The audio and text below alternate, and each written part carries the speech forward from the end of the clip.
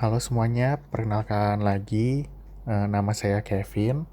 Pada semester ini saya akan membantu teman-teman, saya akan mendampingi teman-teman untuk perkuliahan akuntansi manajemen. Saya di sini sebagai asisten dosen akuntansi manajemen, dan pada kesempatan ini saya ingin meminta ketersediaan kalian untuk menyimak apa yang akan saya jelaskan dalam video singkat ini. Nah, dalam video ini saya akan membagikan apa yang saya ketahui tentang pengertian akuntansi manajemen, peran akuntansi manajemen, tujuan akuntansi manajemen, serta konsep dasar akuntansi manajemen, dan perilaku biaya aktivitas. Oke, yang pertama, akuntansi manajemen. Akuntansi manajemen merupakan salah satu bidang ilmu akuntansi yang mempelajari bagaimana cara menghasilkan informasi keuangan untuk pihak-pihak manajemen. Selanjutnya akan dibuat pengambilan keputusan.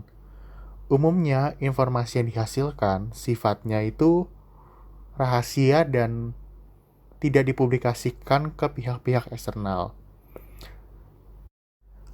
Lalu, peran akuntansi manajemen adalah untuk menyediakan informasi dan untuk mengelola informasi tersebut untuk kepentingan manajemen dalam pengambilan keputusan.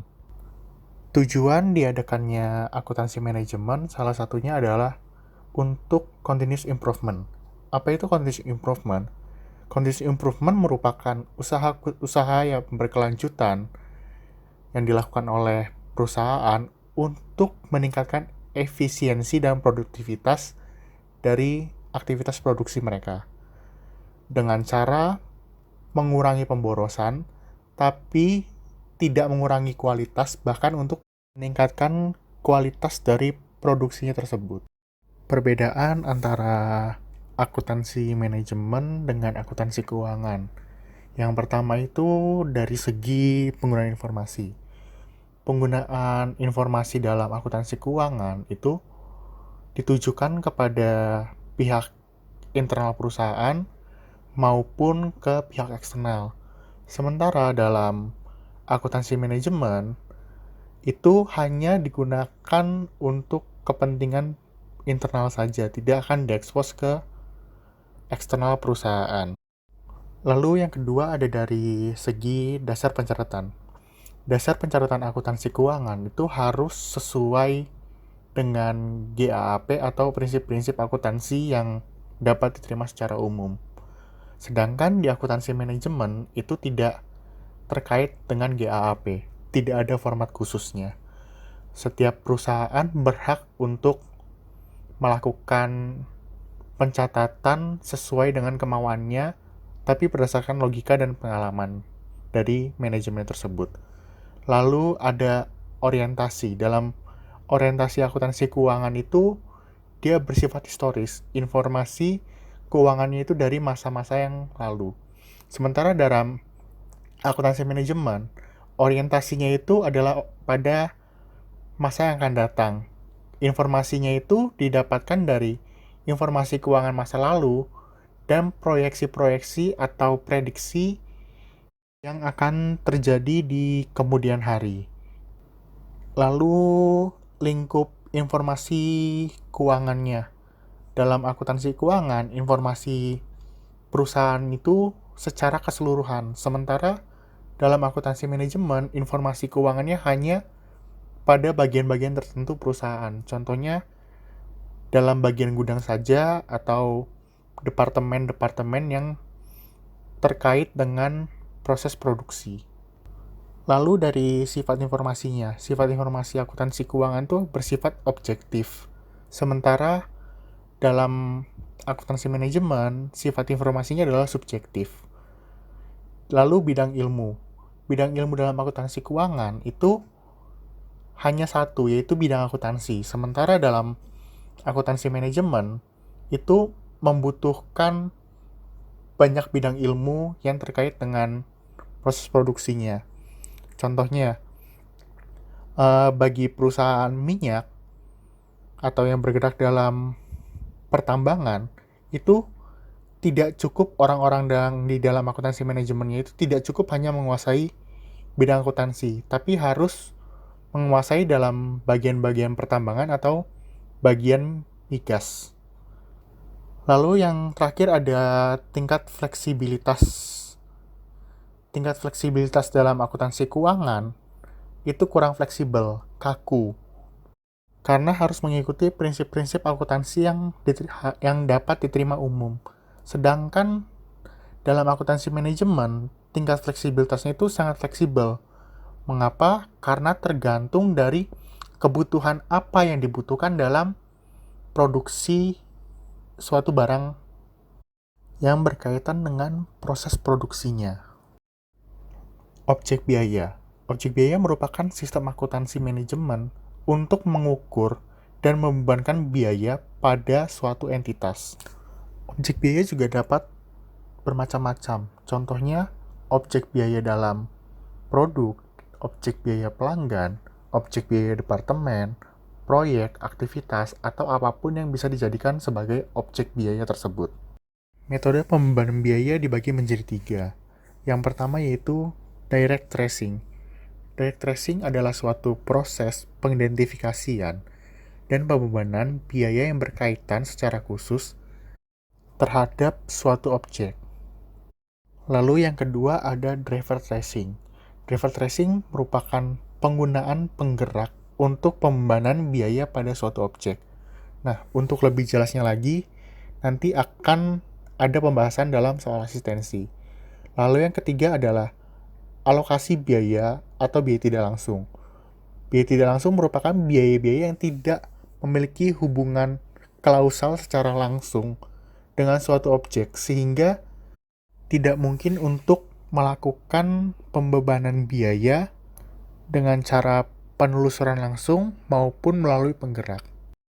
Dalam memproduksi suatu barang, terdapat 3 komponen biaya. Yang pertama ada biaya bahan baku, yang kedua biaya tenaga kerja, dan yang ketiga biaya overhead.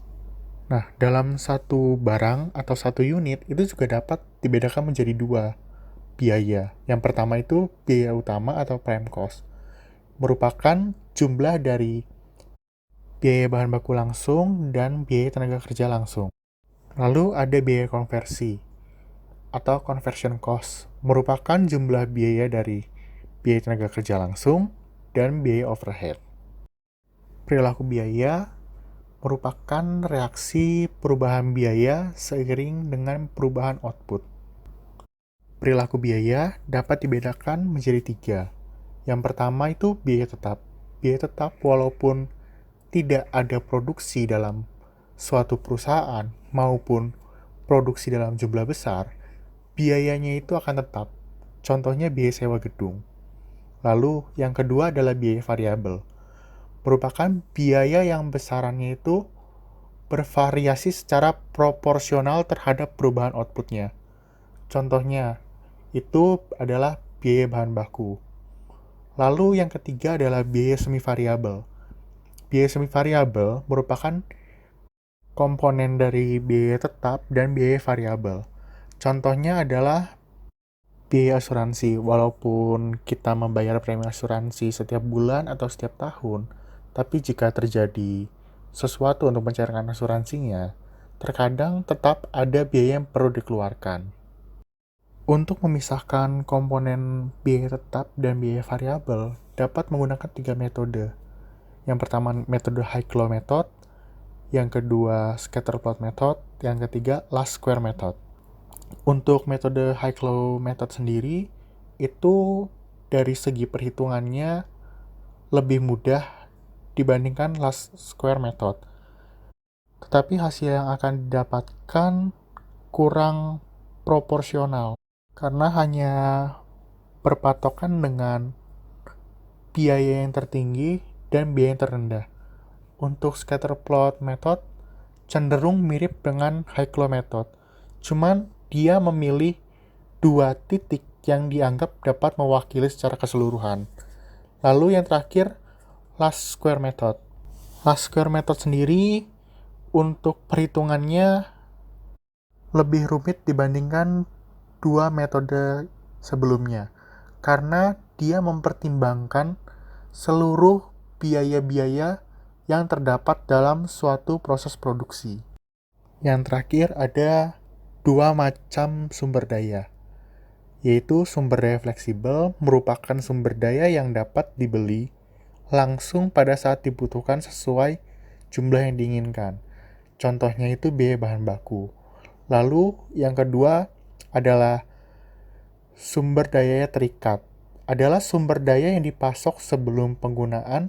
Sumber daya ini didapatkan dengan menggunakan kontrak eksplisit atau implisit untuk memperoleh sejumlah tertentu sumber daya.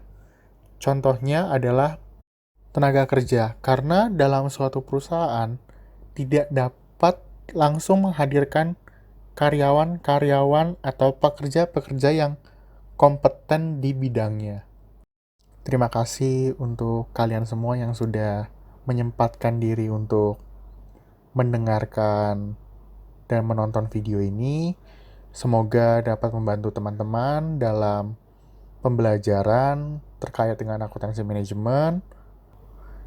Terima kasih, sampai jumpa di asistensi nanti. Tetap semangat ya.